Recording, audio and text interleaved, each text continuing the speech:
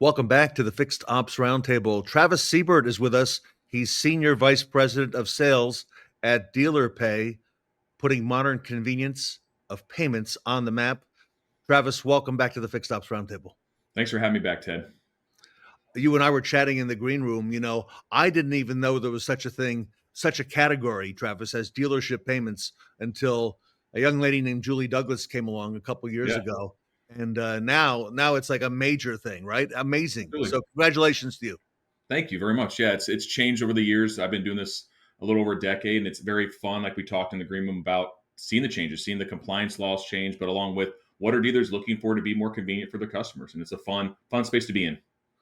It is. And that's what I want to talk to you about today because Sounds great. dealers are making their plans now. Here we are, middle of November. They're making their plans for next year Yeah, and for the balance of this year as well. And yeah. one of the things they're looking at is that convenience factor. So I know you work with a lot of dealers, Travis. What's the biggest change you're seeing right now in dealership payments? I think there's two sides of it. There's the obviously surcharging, and that whole world has become a new talk track over the last few years, but it's still hot and heavy. I will tell you, most dealers we are working with on a daily basis that aren't already working with us are looking at cost savings. Right? We're looking at how do we change the bottom line? How do we adjust places that there's a cost that's been ongoing forever, but is that something we can address now with some type of surcharge or convenience fee? The other thing that I see a ton of along with that is send payment requests and non-in-person transactions being a hot topic, being convenient for that customer, like you mentioned. But with that comes compliance and security. Having a partnership with DMSs and working inside these systems they already use is super important to protection. So we do a lot of educating. I feel like I'm more consultant than sales. I think dealers are super savvy and they're looking at their options. And if there's a way we can bundle that together and check some boxes for them, that's our goal. You've Dealer Pay has really helped dealers and general managers, fixed ops directors, controllers, really with the compliance factor. Travis, what are you seeing? What's keeping dealers up at night when it comes to payments? Yeah, I mean, right now, dealers want to get more, I would say, up to date, right? Not that dealers haven't taken those steps all the time, but now it's like, okay, how do I send a payment request? How do I take that convenience factor for my customer but also protect myself at the same time? And there's things you can do. With our system, we have the ability to scrub that transaction data to make sure they are who they say they are, which is super important. Just as you guys know, when we're checking out anywhere online, we have to have that checkbox to say, okay, Travis is who he says he is. And if not, we warn the dealer about it, right? I think it's feedback. I think dealers are always educating themselves in this area. So from our webinars or even our consults, we just want to make sure we're checking that box for them when it comes to, okay, if I send a payment out to a customer I've never met before, how do Right. I know I'm okay? Yeah, makes sense. And Yeah. another big topic that we're hearing a lot about, especially recently, is surcharging and Yeah. cash discounting. Yeah. Um, Tell us a little bit about that and any confusion that folks may have about those things. Oh, it changes every 6 months, really. The car brands change every April and October. So I always joke that this gray hair is surcharging and this one's PCI compliance, right? So it's always changing. We're always learning about our space. But every state looks at it differently. And that's the key thing is, the Northeast and maybe New York and California look at it completely different than Missouri or Iowa. And there's a lot of things always changing there on this legislative level for states. But at the Yep. end of the day, what our job is to monitor, that's our job is to be responsible for the dealers to let them know, okay, hey, just, Ohio changed this law. Let's make sure you're doing it the correct way. Because there's a lot of confusion there. There's a lot of people selling it kind of casually and they're not checking the right boxes. So if you ever got secret shopped by the car branch, you could get in trouble. And we want to make sure that doesn't happen. It seems this year, Travis, we're hearing a lot more about fraud. Yeah. We're hearing a lot more about it in numerous places Sure. at the dealership in person before the customer comes in, remote. So it feels like a growing concern. I know that's the case with dealers. What do you see out there? What's really happening? We call it friendly fraud, where customers are getting savvy. Unfortunately, customers, not always the best customers, are getting savvy about how I can argue a charge and win. And how do we protect our dealers from those? Like, dealers are doing everything correct a lot of times, but if we're not checking a couple things off when it comes to additional information to protect the dealer, they're open to those chargebacks. I mean, you still have those, IP addresses that try to, trigger a bunch of little micro transactions, but that's not as common anymore as customers just taking advantage of what they know is true when it comes to car brands ruling in their favor and not necessarily protecting the dealer. So we do a great job of making sure if they're not in person, like I mentioned before, making sure there's steps along the way that tell people even their chargeback score now. We have a system that tells you if Travis Seibert's been known to have a lot of chargebacks. You have the option to accept that payment remotely or make him come in. So there's a lot of cool things that we're adding every day. We do a great job of listening to our dealers to make sure, as things come up, if it's a problem for one, it's a problem for everybody. So we're just focused on that. All right, that's a great resource. There are still dealers out there who have the one and two Hmm. terminals in their dealership, and everybody uses that terminal. From the F&I manager Sure, has to go to that terminal, at sure. the cashier, the parts folks as well. So, what innovations are you most excited about right now as you change the landscape as dealer pay progresses throughout this great country?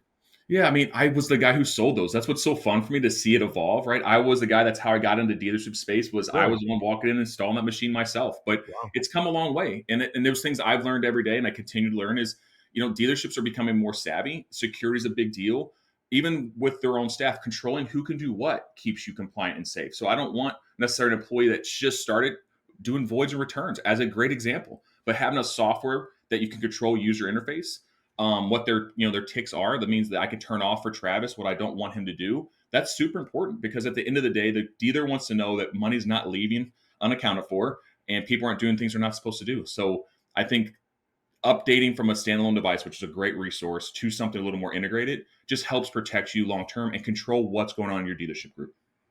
And can I ask you, Travis, as a Mhm. follow-up, Yeah, I see online, yeah, it's hard not to see this, that you'll see the dealer pay team in dealerships yeah, implementing and installing this. yeah. You've got a real hands-on approach. If you want to tell us a little bit about that, because when you set a dealer up, you're really there to help make sure they're successful, not just at the outset, but for the long term as well. Absolutely. It is a partnership, true and true. From our contracts that are dealership friendly, to us showing up and being white glove, I always try to tell them we're trying not to bug you too much, but at the end of the day, their job is to run a dealership and sell cars. Our job is to take this payments level, bring it up a notch, save them money, make them cost effective and efficient. The efficiency starts because it's our job to make sure every terminal is working. It's our job to train every user in that space, and we're on site. Absolutely. We don't drop ship stuff in the mail.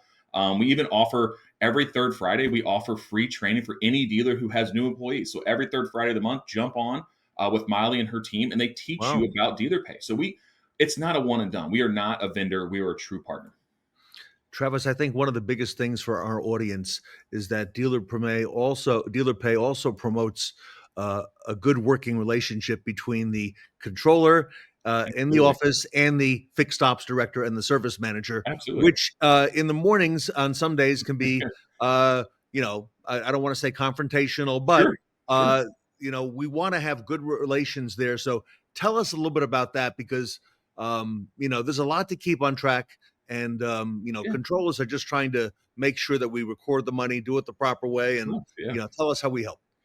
I mean, I was my joke when I'm on demos is I learned two things pretty quickly to dealership space is I don't bug them between the first and the fifth, and I don't make things more complicated when it comes to their reporting or controllers are going to come after me, right? So I think that's super important to what you just mentioned. I think fixed ops looks at it a little differently. It's more customer facing, what's important to their team and how they're helping their customers. But at the end of the day, if that's making it more complicated for the back office staff, that's not a beneficial thing. So how do we do both? So what we do is have the functionality for customers to keep the CSI scores up, but on the back end, we have reporting. Again, since we were pulling from these DMS reports, we can tell the controller, hey, you had 37 transactions today. No problem. Two are the ones you need to look at. So we're taking that reverse math, the things I've been dealing with my whole career, trying to figure out what's missing.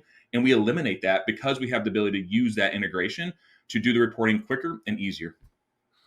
And you also accept various forms of payment. You've Yeah. opened the door for a lot of things for dealers, including loyalty and rewards Yeah. programs Yeah. that help, build retention, which is a real important area for dealers as well. Yeah, absolutely. We're always adding things. We're launching crypto here soon. I think it's actually Wow, almost done for this month. really? We're getting into other back office support, possible payables, and things we're investing in. Because at the end of the day, we realize if dealers are coming to us with questions, concerns, and needs, it's all dealers, and that's what we do really well. We have that roundtable. We meet with dealers every quarter. What's going on in the market? What's the push? Where are pain points? And we really want to become that one source of truth for all dealers for when it comes to all those things. Right? We've been doing great in the credit card processing space. We're doing great in ACH check, but how do we add more value to that? Rewards for customers is a big deal. So we're offering rewards programs now. So for every dollar, dealers can assign a rewards value.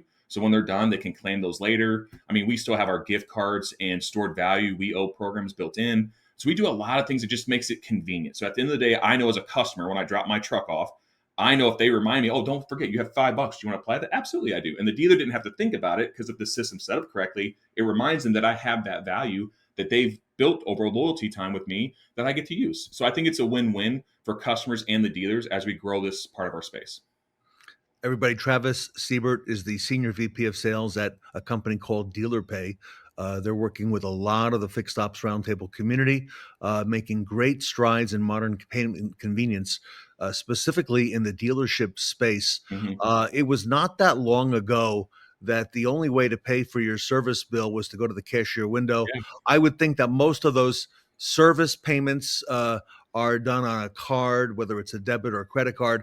But yeah, Travis, it seems to me that the customer remembers the first part of the sale, the early part when they're greeted and yeah, recognized, and the last part. Those are the moments that kind of stand out. absolutely. Share with us some of your thoughts on that. I mean, Julie says it the best. The last thing a customer interacts with is with your cashiers. It's the payment process. It's Yeah. the everything's done. They sign the paper, and the last thing to do is tap that payment or hand you a check. So that's super important to us for the customer to love that process. So that's why we do offer all those forms of payment as you mentioned. But at the end of the day, too, for the staff to make it ease of use, it's the best way to end the day. Like a customer leaves feeling happy. If the customer's not able to make it in, they get paid different ways too. So we want to make sure if a dealer's looking to really add value that we're bringing a couple different options to that last touch, which is super important to customers. I was at the Nilo company in Sacramento earlier this Nice. year. Yeah. Tully Williams, and Yeah. I know you're working with all 10 of those Yeah. European luxury dealerships, but I couldn't help but notice on the service advisors' desks, I was in the Jaguar Land Rover showroom, Sure. beautiful showroom, Yeah. and it seemed like on each desk or almost every desk, there was a customer-facing terminal, and there it said dealer pay. Yeah. So I know that it's right out in front.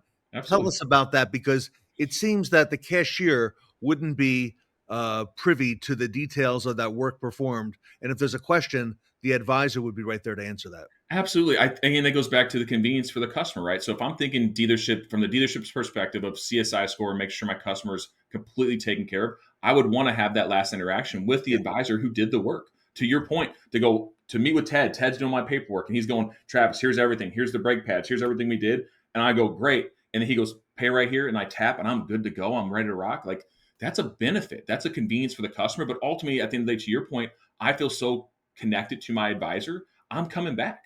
That goes to the rewards programs. That's why we want to incentivize customers. But now there's a relationship there that's way bigger. So I 100% agree.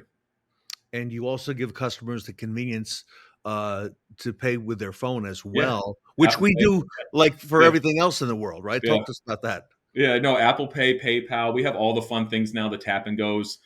Even in our text pay, you can pay right there with Apple Pay on your face and then walk over and meet with your advisor to your situation you talked Wow. about. So, I always joke my dad is the guy who drops off his car, sits there and watches their TV or drinks your free coffee while his oil change is happening. Send him a text. If he can figure out his Apple Pay, he'll pay and then he'll come over, meet with his advisor, go through the paperwork, and out the door he goes. So, yeah, convenience is important.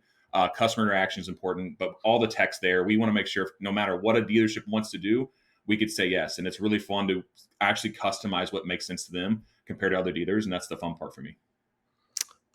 Travis, finally, my last question for Yeah. today. As dealers for the balance of the year, look out over to next Mhm. year, start making their plans, talking about Yeah. these things. What's your best advice for dealers heading into the new year? And also, will you be out at the big show, the big NADA Yeah. show in early February? Yeah, we will be at NADA. We'll be in the Velo booth. So please come see us, meet us, Cool. hear about the other companies we're working with now with Velo. We're so excited. Working with Ewert and Andy and the teams over there. It's just so fun. I feel like we're really becoming a all-in-one solution for dealers when they're just looking for options. And I think to your first question, I think ask the questions, right? Ask the hard questions on the why. How can I make this better? And look for the vendor or the partner that can really help you check some boxes. Like the answer doesn't have to be no. It can be creative. It could be, okay, what's the pain point for that dealership and the why behind the question? And if the person they're working with can't answer it, keep asking questions and figure out who the best solution is for you. Because at the end of the day, my goal is to obviously sell and grow our business. But if I'm not putting a dealer in a better spot, I'm never going to ask for that business. Because at the end of the day, that's my responsibility. That's something I pride myself on, and DealerPay does, is to make sure no matter what happens, that dealership is in a better spot than they were before us. And Travis, congratulations to you at DealerPay. All the good work you're doing. The feedback we're getting from dealers is that they can't believe they had to live without this for so Yeah, long, and yeah. you've really put them into the modern age. I really appreciate it. It's fun to watch them light up on demos when their screen's on. I could see them like looking as we're doing demos and like, oh my gosh, I didn't know we could do that, or I didn't know that that's even an option. It's interesting to watch dealers learn more about what we can do and really bring value. And it's really fun to partner with these dealers. And to your point, the next step is our team being on site and really getting hands on. It's a great place to be. I'm so grateful that Julie found me a few years ago, and I've been here almost 3 years, and I love DealerPay. All right. Everybody, if you want to improve trust, streamline your operations going into the new year, DealerPay is the company to speak with. Travis Seibert, Senior VP of Sales, works very closely with the team. Julie Douglas, again, a fixture here at the Fixed Ops Yeah, Roundtable. And again, a lot of credit to both of you for the thank you. hard work you've done. Congratulations. And Travis, Thanksgiving coming up next week. I want to wish you and your family and the DealerPay family a very happy holiday next week as well. Thank you so much. Likewise. Thank you again for having us. We love being on here with you, Ted. You do a great job, and we appreciate everything you do. If you want to reach out to Travis, everybody, you can find them on the web at DealerPay. You can see the scroll down below.com. Travis's email is scrolling on there. I see a 708 phone number. Travis, is that That's my correct cell. to you? Yeah, yeah. Feel free to text, call if I can help in any way. I'd love to chat with you. All right. DealerPay, everybody. Travis Seibert with us here today at the Fixed Ops Roundtable.